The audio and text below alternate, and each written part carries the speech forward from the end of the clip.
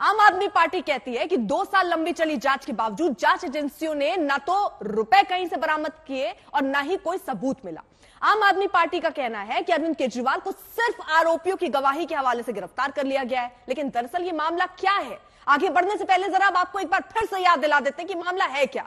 जब दुनिया कोरोना काल से गुजर रही थी तो दिल्ली में अरविंद केजरीवाल सरकार ने नई आबकारी नीति बनाई थी। ये नीति 25 मई 2021 को बनाई गई, 17 नवंबर 2021 को लागू कर दी गई थी। विवाद होने के बाद इसे वापस ले लिया गया था 30 जुलाई 2022 को।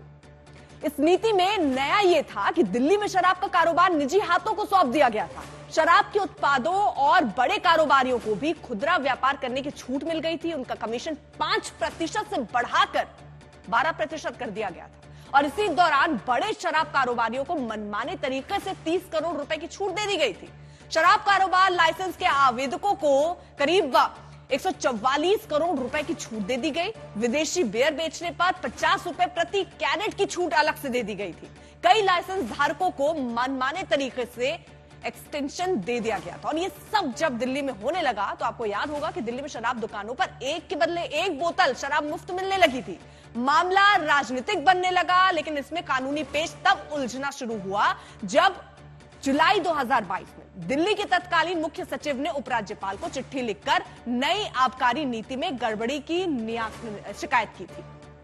एलजी ने फौरन 22 जुलाई 2022 को सीबीआई जांच की सिफारिश कर दी थी और इसी बीच 30 जुलाई 2022 को नए आबकारी नीति वापस ले ली गई, लेकिन सीबीआई ने 17 अगस्त 2022 को मुकदमा दर्ज कर लिया था।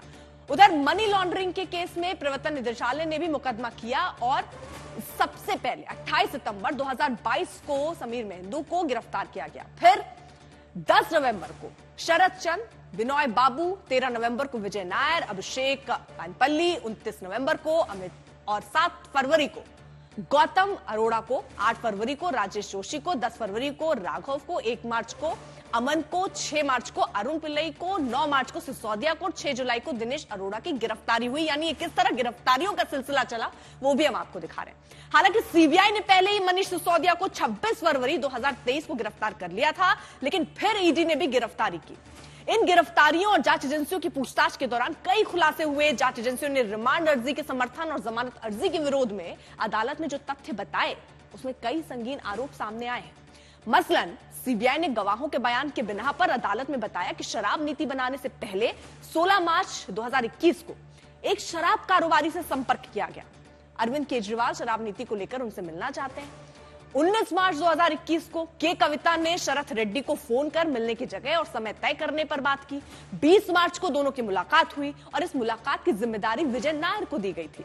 मीटिंग के लिए एक निजी विमान से अभिषेक और बुची बाबू दिल्ली पहुंचे। इसके करीब 2 महीने बाद यानी 25 मई 2021 को नई आबकारी नीति आ चुकी थी। अब केजरीवाल सरकार पर जांच एजेंसियों के हवाले से आरोप ये लग रहे हैं कि दिल्ली में जो नई आबकारी नीति बनाई गई वो शराब कारोबारियों से साठगांठ करके उन्हें फायदा पहुंचाने के लिए बनाई गई। साउथ ग्रुप की बनाई गई रिपोर्ट को ग्रुप ऑफ मिनिस्टर्स की रिपोर्ट बनाकर एलजी के पास भेजा गया।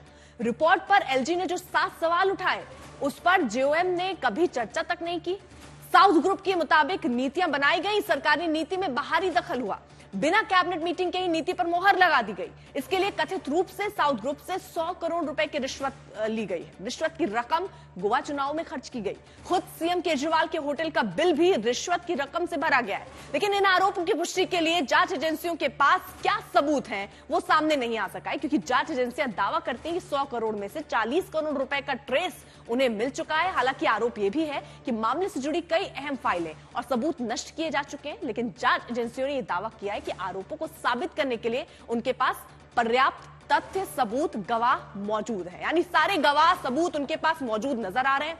बार बार यही हवाला दिया जा रहा है, लेकिन सवाल आखिरकार यही है कि कितनी लंबी जांच चल रही है, लंबी जांच के बाद भी अभी तक सबूत है लेकिन है क्या?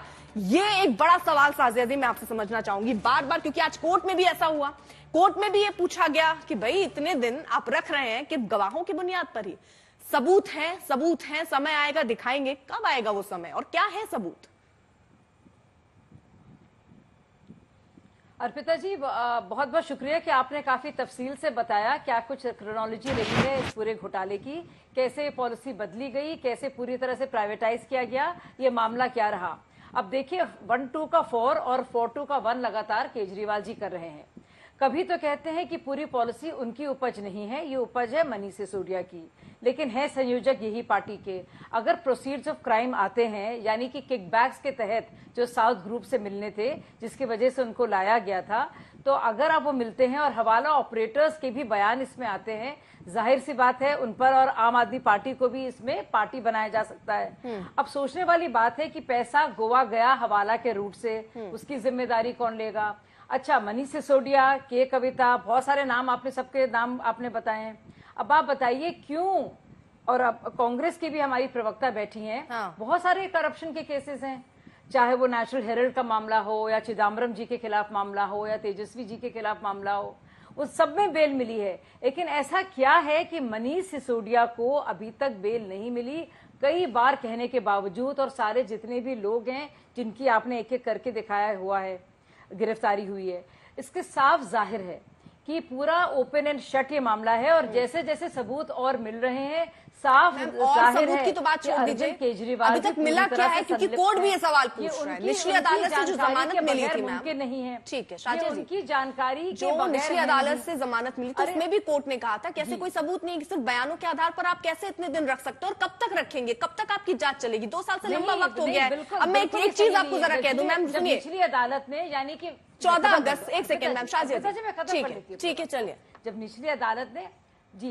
वेकेशन बेंच ने, जब निचली अदालत ने जिसको कहा जाता है विकृत जो जजमेंट दिया था जमानत का, उन्होंने तो कहा था कि बहुत बल्कि है, दूसरे साइड का पढ़ना भी ऑर्डर, हमारे पास इतना समय नहीं है कि पूरा दूसरा साइड, यानी कि ईडी के साइड का जो भी आर्ग्यूमेंट्स पेश किए गए हैं वो पढ़ने का हमारे पास वक्त नहीं है। इसीलिए मामला अगले दिन हाईकोर्ट में गया और इसीलिए वो अभी भी फैसला सुरक्षित है। तो ऐसा नहीं है, लेकिन आज भी तो कोर्ट ने कहा ना मैम, बहुत सारे सबूत क्या है, परतें दरबतर खुल रही हैं। बाकायदा केजरीवाल जी ने फोन तस्दीक किया इस बात को, एविडेंस को डिस्ट्रॉय करने के लिए, ताकि पता ना चले। ठीक है, मैं एक चीज में और जोड़ूं सर, कि कविता अभी भी जेल में है। 14 अगस्त को सीबीआई ने सिसोदिया और आपके जो सदस्य थे उनके आवास पर छापा मारा। 4 अक्टूबर को संजय सिंह के यहाँ 10 घंटे, 1 घंटे 2 घंटे नहीं, 10 घंटे छापेमारी हुई। 15 मार्च को के कविता के घर पर 8 घंटे रेड हुई।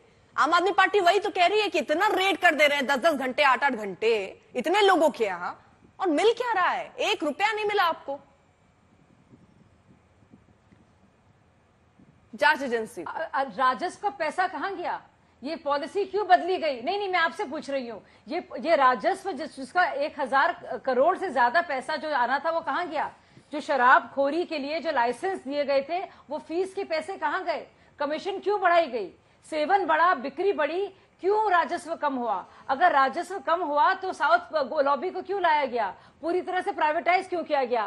प्राइवेटाइज कर लिया तो चलिए पूछ रहे हैं, मैं इस पर जवाब प्रियंका जी से ले लूंगी, लेकिन मेरे सवाल का जवाब दे दीजिए ना, मेरे सवाल का जवाब दे दीजिए। 100 करोड़ ठीक है, पूरा मनी ट्रेल है। उन फोनों के जरिए, फॉरेंसिक एविडेंस के जरिए सारा है, तभी तो पूरा मामला अपनी जगह पे खड़ा है। तभी तो चाहे सुप्रीम कोर्ट हो, चाहे हाई कोर्ट हो या फिर सेशंस कोर्ट हो, पूरी तरह से मजबूती के साथ ये केस खड़ा है। तभी तो मनीष सिसोदिया बाहर बेचारे वो दिन का उजाला देख नहीं पा रहे हैं। चलिए, दिन के उजाले में कहीं कोई ऐसा रिश्वतखोरी, दिन का उजाला वो इसलिए भी नहीं देख पा रहे क्या मैम कि रोड अटकाया जा रहा है और वो चलेगा? मैं एक बार फिर से जरा इस पर भी स्पष्टीकरण दे दीजिए, कोई रोड अटकाया जा रहा है क्या? अचानक से जाने वाले थे, आज कोई कितना सीबीआई को अचानक से आज ही क्यों याद आया? ये टाइमिंग पर भी सब कॉम्प्रोमाइज्ड है। मैं टाइमिंग पर सवाल पूछ रही हूँ, सीबीआई को अचानक से आज ही याद क्यों आया? देखिए मुझे मालूम नहीं है कि लालू प्रसाद यादव, मुझे नहीं मालूम लालू प्रसाद यादव के मामले को लेकर इतने साल क्यों लगे, जयललिता जी के मामले में इतने साल क्यों लगे। मुझे ये भी नहीं मालूम कि हेमंत सोरेन के मामले में इतना वक्त क्यों लगा, और मुझे ये भी नहीं मालूम कि अरविंद केजरीवाल जी के मामले में कितना वक्त क्यों लगा, कैसे लगा, सच में। क्योंकि मुझे कोई जांच एजेंसियां और अदालती कार्रवाई के बारे में, प्रोसेस के बारे में इतनी डिटेल नॉलेज मुझे नहीं है कि मैं आपको ठीक से ब्यौरा दे पाऊं कि उसमें 11 दिन ज्यादा क्यों लगे या 2 महीने कम क्यों लगे। सच में मेरे पास इस तरह का वो नहीं है, एक्सपर्टीज नहीं है। ठीक है मैम, इंडिया गठबंधन के नेता क्या कह रहे हैं जरा वो सुन लेते हैं। वो आपकी राय से सहमत नहीं नजर आ रहे हैं। सरकार ने सबसे ज्यादा भेदभाव अगर किसी के साथ किया है तो वो दिल्ली सरकार के साथ, और खासकर अरविंद केजरीवाल जी के साथ। सरकार बन गई उनकी, वो जनता के लिए काम करना चाहते हैं, जनता का स्वास्थ्य कैसे बेहतर हो, उनको सही शिक्षा कैसे मिले और सुविधाएं कैसे मिल पाएं। वहीं केंद्र सरकार लगातार रोड़ा अटका रही है, उनको तकलीफ परेशानी पहुंचा रही है, और जब उन्हें हर जगह से राहत मिलने का काम शुरू हो गया, जब वो बाहर आ जाते, ये केंद्र सरकार की जानकारी में होगा कि वो बाहर निकल आएंगे, वो निकल ना पाए, जनता के बीच में ना पहुंच पाए, सरकार ठीक से न चला पाए, इसलिए फिर उन पे न जाने कौन सा मुकदमा लगा करके फिर उनको फंसा दिया गया। शाजिया जी, एक छोटा सा रिएक्शन, प्रियंका भी हमारे साथ जुड़ चुकी है। अर्पिता जी देखिए, तो क्या ये प्रियंका जी आ रही हो दिल्ली हाई कोर्ट की? ये क्या ये मजाक है? संविधान बचाने की बात करते हैं ये लोग, किस तरह से मजाक बना रहे हैं दिल्ली हाई कोर्ट के जजेस का? क्या ये मजाक नहीं है? क्या ये अवमानना नहीं है? क्या ये तिरस्कार नहीं है हमारी न्यायिक प्रणाली का? ठीक है प्रियंका जी। अर्पिता जी देखिए कि ईडी का जो स्पेशल कोर्ट है वो सारे डॉक्यूमेंट्स के गो थ्रू करता है। कुछ इररेलेवेंट डॉक्यूमेंट्स को स्क्रूटनी के बाद बकायदा ऑर्डर में लिखा है कि कुछ इररेलेवेंट डॉक्यूमेंट्स पे रिलायंस प्लेस नहीं कर रहे, और सारे डॉक्यूमेंट्स को गो थ्रू करने के बाद बहुत साफ पैरा 24 और पैरा 26 में लिखता है कि अरविंद केजरीवाल जी के खिलाफ कोई प्रमाण नहीं है, शराब घोटाले में कोई एविडेंस नहीं है, कोई प्रमाण नहीं है। इसके बाद बिना ये ऑर्डर, जब ये ऑर्डर अपलोड भी नहीं हुआ, कोर्ट भी नहीं पहुंचा, हाई कोर्ट के सामने भी नहीं था, बिना इस ऑर्डर को पढ़े देखे, इसको एग्जामिन किए, हाई कोर्ट ने इस पर रोक लगा दी, तो क्या प्रश्न नहीं करना चाहिए? बस चुपचाप सहते रहना चाहिए? ईडी सीबीआई भी कुछ कर ले हमारे साथ और कोर्ट भी कुछ भी कर ले हमारे साथ, तो ये एक फेयर क्वेश्चन है। क्या ये डिसीजन राइट था high court, honourable high court जज का, कि वो बिना ऑर्डर को देखे उस पर रोक लगा दें? आपने कभी ऐसा सुना पहले? सुप्रीम कोर्ट तक ने कहा कि ये बहुत असामान्य बात है, ये अनयूजुअल बात है, तो क्या इस पे क्वेश्चन कर? देखिए ईडी स्पेशल कोर्ट होती है, ट्रायल कोर्ट में और ईडी के कोर्ट में बहुत फर्क होता है। ईडी का कोर्ट स्पेशल लॉज से चलता है। ईडी ने जब हमें रेगुलर बेल मिली है ना पिताजी, आप किसी कानूनी जानकार से पूछिएगा, रेगुलर बेल पीएमएलए में किसी अक्विटल से कम नहीं, इसलिए भागी भागी। ठीक है प्रियंका, जल्दी से शाजिया इस पर एक रिएक्शन। ठीक है, मेरे पास समय कम है मैम। ठीक है, सबसे छोटी सी बात मैं बहुत बार बताना चाह रही हूँ, प्रियंका जी गूगल कर सकती है और अपने सारे जो इनके प्रवक्ता उनको बता दे। पीएमएलए जो बना था वो यूपीए के वक्त बना था, उसके बाद एनडीए ने संशोधन किए, फिर सुप्रीम कोर्ट ने उसको मान्यता दी है, सुप्रीम कोर्ट सर्वोच्च अदालत। दूसरी बात, जब ट्रायल कोर्ट ने अभी जमानत दी तो ठीक है। फिलहाल देखिए ये चर्चा जो चल रही है इसमें अब सबसे महत्वपूर्ण यही है कि अरविंद केजरीवाल का आगे क्या होगा। अरविंद केजरीवाल जमानत की आस को लेकर जरूर पहुंचे, लेकिन फिलहाल सीबीआई ने उनको गिरफ्तार किया और रिमांड भी मांग लिया।